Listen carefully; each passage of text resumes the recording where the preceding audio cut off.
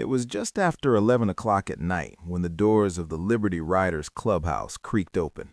At first, everyone looked up expecting Walter, the club's leader, to return with the late-night pizza order. Instead, they saw a boy, barely 12, thin as a rake, with a backpack slung over one shoulder that pulled him slightly sideways. Dirt clung to his knees, and his face bore streaks where silent tears had carved through the grime. The room went quiet. Rick, the club's medic, set down his coffee. No one spoke. The boy's voice, when it came, was steady, and somehow that made it worse. "My mom left," he said. "My baby brother is still in the house, with him." No one asked who him was. They already knew. This wasn't the kind of story you heard in passing. It was the kind that changed the air in a room. Walter stood from his chair without a word, eyes locked on the boy. Joe, a former Child Protective Services caseworker who'd walked away from the job years ago, took a slow breath. He recognized that tone in the boy's voice. It was the sound of a child who had carried too much for too long and had run out of tears. The boy's name was Ethan, and that backpack? It wasn't for school. It was a tactical pack, the kind used for camping, survival, or running away from something you were never supposed to see in the first place. Joe crouched down slightly, keeping his voice soft. "Do you mind if we look inside?" Ethan nodded. He didn't say anything, just unslung the pack and handed it over like he'd been carrying more than just baby clothes. Joe opened it carefully, like it might explode. Inside, he found diapers, folded with the precision of someone who had done it too many times for their age. A baby bottle, half filled with formula that sloshed quietly at the bottom. Spare onesies, a canister of baby powder, a stuffed toy, and finally, at the bottom, a note, torn from a notebook, the handwriting shaky but deliberate. "I'll be back soon. Be good." No name, no details, just a message that felt more like a hope than a plan. Walter read it and swore under his breath. He'd been around long enough to know what this meant. A mother who left supplies and handed off her toddler's care to her 12-year-old had not left on a whim. She had run out of options. Joe looked at Ethan. "How long ago did she leave?" Ethan stared at the floor. "Yesterday morning," he whispered. "She said she'd be back by dinner." A full day and night had passed. "And your brother?" Joe asked. "Still in his crib," Ethan replied. "Tyler came home drunk last night. I tried to feed the baby, but he told me to shut up, so I waited. Then I packed and left when he passed out." That name, Tyler, wasn't just a name. It was a warning. Tyler Moore was known around town, not in the way a local business owner was, but in the way a fire was. Dangerous, destructive, and always someone else's problem until it burned down your home. He had a record of bar fights that never stuck, complaints that vanished, and a restraining order that expired just before the woman who filed it moved across state lines. Rick's eyes narrowed. He wasn't just hearing a story, he was reading a timeline, and it was running out. "Do you know if Tyler is still in the house?" Rick asked. Ethan shook his head. "He left this morning, I think. I don't know if he came back." The room went still again. Then Walter nodded once. "All right, we're going to check on your brother, but you stay here, son. Nitro's going to get you something to eat, and you'll tell him everything you remember from the last 2 days. Can you do that?" Ethan nodded slowly, too tired to argue, too used to not being heard to expect anything different. Rick zipped up his jacket and stepped outside without waiting for anyone else to catch up. Joe followed close behind, his mind already running through possible outcomes. The air was crisp, and the streets were mostly quiet at this hour, save for the occasional porch light humming overhead. They didn't ride their bikes this time, no leather cuts, no roaring engines, just 2 men walking the sidewalk like neighbors, because the last thing they needed was attention. They stopped at a modest beige house with cracked siding and a mailbox that hung crooked on its post. It looked ordinary, forgettable even, but both men knew better. Sometimes horror lived behind the quietest doors. Before heading in, Rick made one last stop. He rang the bell next door and waited. A porch light flicked on, revealing a wary old woman peeking through the blinds. Eventually, she opened the door just a crack, just enough to be heard. "I didn't call about any noise," she said, defensive right out the gate. Rick raised both hands. "I know, ma'am. Just checking in. There have been reports of a baby crying. Anything you've seen might help." Her eyes flicked toward the house next door, then down to the porch floor. "He's been crying on and off since yesterday," she admitted quietly. "All night. This morning, too. I haven't seen anyone go in or out today." Rick's voice softened. "And the mother?" The woman shook her head. "Not for 2 days. Last year, my dog wandered into their yard. Tyler came out yelling, threatened to make sure I'd never see my dog again if it happened again. I live alone. I didn't want any trouble." Rick gave her shoulder a light squeeze. "You just helped more than you know." Joe and Rick approached the side door, which, to their surprise, was already cracked open. Joe pushed it slowly with 2 fingers. It didn't creak, but the smell hit hard, a sour mixture of spilled milk, sweat, stale beer, and something else darker underneath. The house felt heavy, like it hadn't been aired out in years, like care had stopped living there a long time ago. The living room looked like the aftermath of a long, angry weekend. Bottles littered the floor, some upright, others tipped and dried. An ashtray overflowed onto the carpet. A chair lay on its side, splintered at one leg. The television was off, but a baby monitor blinked red, its battery long since dead. Then came the silence. Joe and Rick didn't need to speak. They both knew that in situations like this, quiet wasn't comforting. It was either sleep or something much worse. They moved carefully down the hallway. The nursery door stood slightly ajar. Rick gently nudged it open and stepped inside. The crib sat beneath a peeling mural of clouds and balloons. Inside, a toddler lay on his back, eyes unfocused, lips dry and cracked. His tiny chest rose and fell too fast. The sheets under him were soaked, and a stuffed animal lay just out of reach, as if it had been pushed away in a moment of distress. He didn't cry. He didn't move. Rick's voice shifted into the one he used in field hospitals, calm, steady. "Hey there, little guy." He bent down, scooped the baby into his arms, and instinctively checked for signs of dehydration, skin elasticity, dry mouth, breathing. All confirmed what he feared. The child was severely dehydrated and dangerously weak. "Joe," he said quietly, "water, clean cloth." Joe nodded and rushed to the kitchen, stepping over empty cans and piles of dirty laundry. He found a glass that wasn't cracked, filled it from the tap, and grabbed a dishcloth that looked clean enough. When he returned, Rick was cradling the child and whispering gently, steadying both their breathing. He dipped the cloth into the water and pressed it lightly against the boy's lips. The toddler flinched at first, but then his tongue flicked out, catching the drops, swallowing reflexively. A good sign. His body still remembered how to fight. Joe handed over the bottle, already refilled with fresh formula. Rick held it to the child's mouth as he drank in small, eager gulps, but they didn't have time to stay long. Joe looked out the window and froze. "Tyler's truck," he whispered. Rick's head turned fast. "How far?" "2 houses away." They moved quickly but carefully. Joe grabbed the diaper bag from the changing table and tossed in whatever clean supplies he could find. Rick wrapped the baby in a blanket, still feeding him in tiny sips. They stepped outside just as Tyler's pickup screeched into the driveway. The man stumbled out, the stench of whiskey thick in the night air. His eyes landed on the baby in Rick's arms, and his expression twisted into something wild and angry. "What the hell do you think you're doing?" Tyler growled, words slurring, but the threat loud and clear. Rick stepped back, shielding the baby with his body.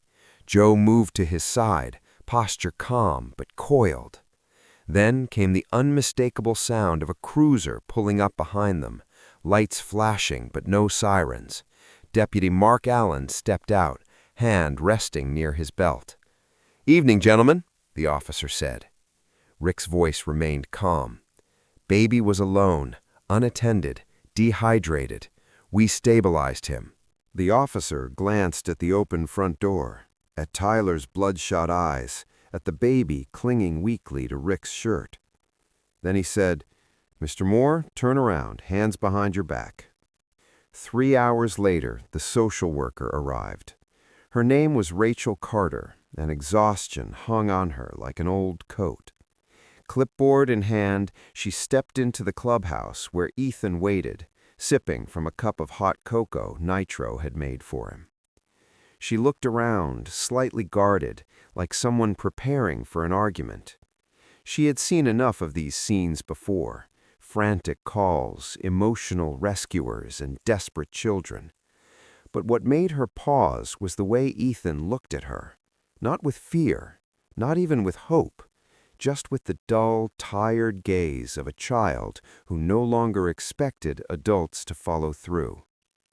Rachel listened carefully as Joe recounted everything: the baby's condition, the timeline, the condition of the house, the arrest. She nodded, took notes, asked clarifying questions. Then came the line they had all heard too many times. "There is no immediate danger now that Mr. Moore's in custody. We will assess the home environment and attempt to locate the mother. In the meantime, the children will likely be returned to her care, pending evaluation." Joe's jaw tensed. "You're not hearing me," he said quietly. "This isn't about one bad night. This is a pattern, a cycle." Rachel offered the kind of smile that wasn't really a smile. It was bureaucratic, practiced. "I understand your concern, but we have procedures." And just like that, the reason Joe had walked away from the system years ago came rushing back. Policy over people, paperwork over protection. That night, Joe couldn't sleep. Neither could Walter.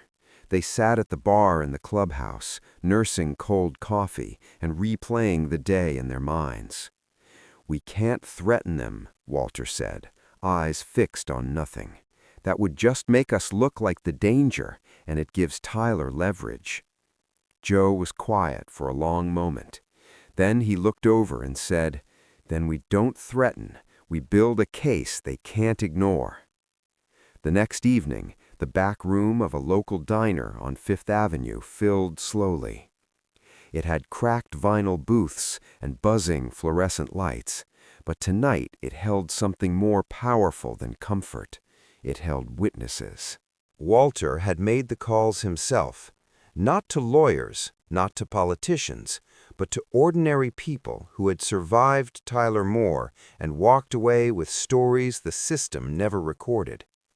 Rachel arrived, looking cautious but professional. She sat at the head of the table with your briefcase tucked at her feet, expecting confrontation. Instead, she got testimony. Maria, a bartender who now lived 2 counties over, spoke first. She described the night Tyler shattered a pint glass against the wall because someone had laughed too loud, how he grabbed her collar, swore at her in front of everyone, and only backed off when 3 regulars pulled him away. No police report. Maria was undocumented. Calling the cops could have cost her everything. Next came Lena. She kept her sunglasses on, even though it was already dark outside. When she finally took them off, the faint scar above her eyebrow said more than any words could. She spoke about 6 months of dating Tyler, how charming he'd seemed in the beginning, how it all turned. The night he shoved her into the wall because dinner was late, the morning he twisted her wrist for bringing up therapy. She filed a restraining order, but when it expired, she ran. Starting over was easier than staying reachable. Jason spoke quietly. His story was smaller, but somehow even heavier. He had been Tyler's neighbor, filed a noise complaint after weeks of shouting, glass breaking, slammed doors. Days later, his mailbox was smashed, then his tires. Police couldn't prove anything. Jason moved within a month. Rachel wrote every word, her pen moving quickly, but her face unreadable. Then Joe nodded toward the door. Ethan walked in. He took a seat across from Rachel, his small hands folded in front of him. Rachel leaned forward, gentle now. "Ethan, do you want to tell me what happened?" He didn't hesitate. "Mom didn't leave because she wanted to," he said softly. "Tyler told her that if she went to the police, they'd take us away. Said we'd end up in foster care, split up, and it would be her fault." His voice stayed steady, but the edges trembled. "He made me watch the baby, told me if I let him cry or woke him up, there'd be consequences. She didn't want to leave us. She just didn't know what else to do." Rachel set her pen down. "Did your mother tell you this?" "She didn't have to," Ethan said. "I heard them. I saw her face when she left." There was silence again, but it was different this time. Not heavy, not hopeless, just real.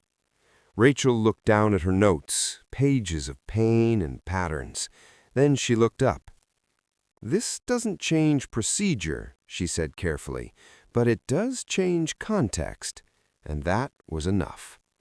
Rachel left that diner with more than just pages of notes. She left with a thread of truth, woven carefully by voices the system had once ignored. And she followed that thread straight to Pittsburgh. It took less than 2 days to find Laura, Ethan's mother, living with her older sister in a modest brick home on a quiet street. She hadn't vanished. She hadn't abandoned her children. She had done what countless women do when the world stops listening. She ran toward the one place she still believed might be safe.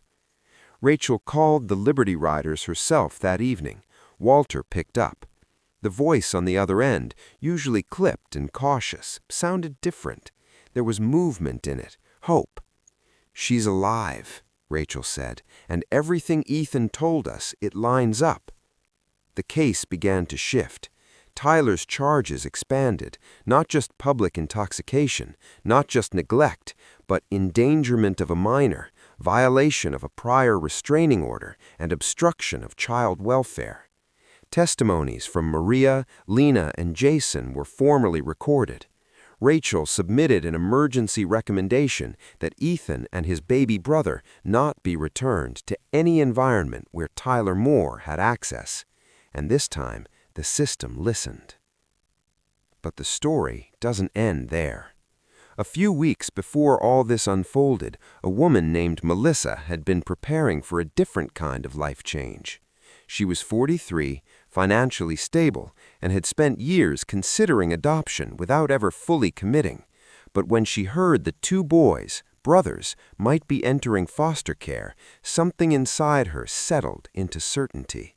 She cleared out her guest room in 2 days, painted one wall sky blue, bought bunk beds, lined the shelf with picture books for toddlers and chapter books for older kids. She filled the pantry with snacks and the fridge with juice boxes. She even scheduled a meeting with a family lawyer. She was ready. Then came Rachel's call. The boys would be reunited with their biological mother. Melissa said all the right things, that she was happy for them, that it was the best possible outcome, that family came first. And she meant every word, but that didn't stop the tears from coming later, as she sat alone in the room she had prepared, her hand resting on a soft blue blanket that would never be used. Still, Melissa wasn't the kind of person who gave up on people, even people she hadn't met. The next week, she asked Rachel if she could be introduced to Laura, not to interfere, not to question, just to offer help. That's how Melissa ended up standing on the porch of a temporary safe house, holding a brown paper bag of diapers and formula, wondering if she was overstepping. Laura opened the door with the baby on her hip. Her eyes were tired, wary, but not unkind. "You're Melissa," she said quietly. "I am," Melissa replied. "I brought a few things. Wasn't sure what you might need." Laura hesitated, then stepped aside. "Come in." They sat at the kitchen table while the boys played in the next room, building towers out of blocks and knocking them down with squeals of laughter. Melissa didn't offer advice. She just listened. Laura told her everything, about meeting Tyler when she was vulnerable, about how love turned to fear, slowly and then all at once, about the night she left, heartbroken, hope hanging by a thread. Melissa said softly, "That took courage." Laura shook her head. "It took desperation." Then Melissa said something Laura didn't expect.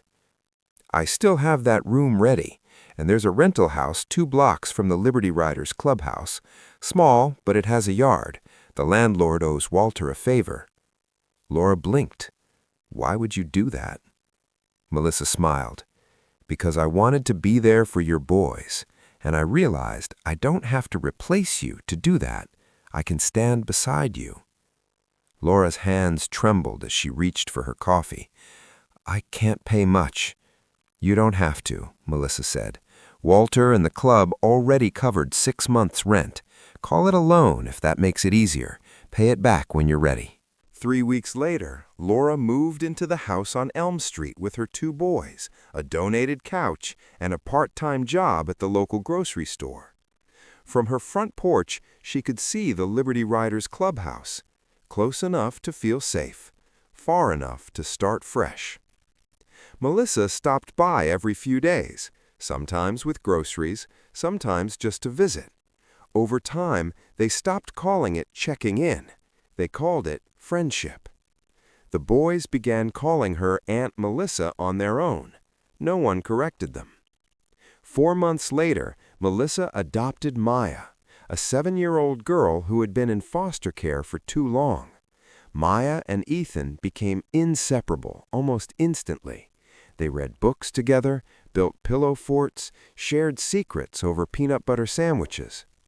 One afternoon, as Melissa and Laura sat on the porch sipping iced tea, Laura said quietly, "Thank you for not giving up on them." Melissa reached for her hand. "Thank you for fighting for them." Inside the hall closet, tucked neatly on the top shelf, sat Ethan's old backpack, still worn, still intact. Laura once asked if he wanted to throw it out. "No," Ethan said. "Someone else might need it one day." The weight that backpack carried, the diapers, the formula, the fear, was gone now. In its place was something Ethan had almost forgotten how to believe in, a future. The baby slept through the night now. Ethan smiled more. Laura stopped flinching at loud noises. And when Tyler Moore was sentenced to 4 years in prison, followed by mandatory counseling and a permanent restraining order, nobody cheered, nobody threw a party. They just breathed easier. Because rescue, they had learned, wasn't a single moment. It was a choice, one made every day. A choice to build something better, to become more than what hurt you. So if a boy like Ethan walked into your life, tired, scared, clutching a backpack packed with hope, what would you do? If this story moved you, share it. Someone else out there might be carrying a weight they were never meant to hold.